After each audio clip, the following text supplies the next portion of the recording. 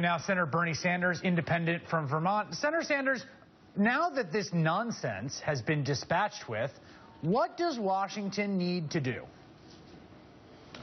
Well, I think as the congressman just suggested, Harry Reid and the president and Democrats won a major political victory.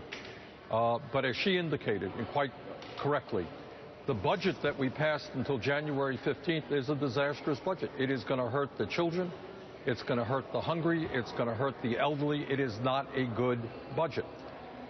So, Chris, I would hope that out of this whole exercise, this really nightmarish exercise, that the people of this country understand what right-wing extremism is about, which, by the way, goes a lot further than just trying to repeal Obamacare and the Affordable Care Act. It really is going to be, it's an effort to repeal virtually every major piece of legislation passed in the last 80 years to protect the middle class and working families and the sick. Now, as a member of the Budget Committee, I look forward to the negotiations which will take place.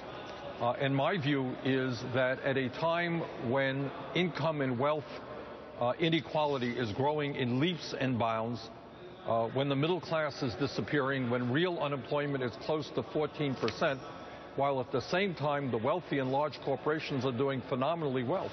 What we need is a budget which creates millions of jobs, a budget which addresses the crisis of low-wage work, a budget which rebuilds our crumbling infrastructure, and a budget, by the way, which says that when 1 out of 4 corporations in America does not pay a nickel in federal income taxes, that has got to end.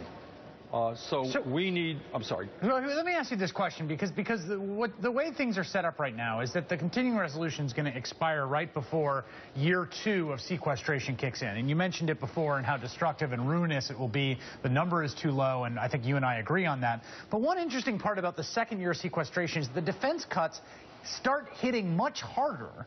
The defense portion of the budget starts taking a much bigger chunk of the cuts in year 2. Does that give Democrats leverage in these negotiations as it was intended to when originally written into the Budget Control Act? Well, I think you're exactly right, and I think it does give us leverage. I happen to believe that at a time when the United States is spending almost as much as the rest of the world combined on defense, that we can make significant cuts. Needless to say, my Republican colleagues don't agree with that.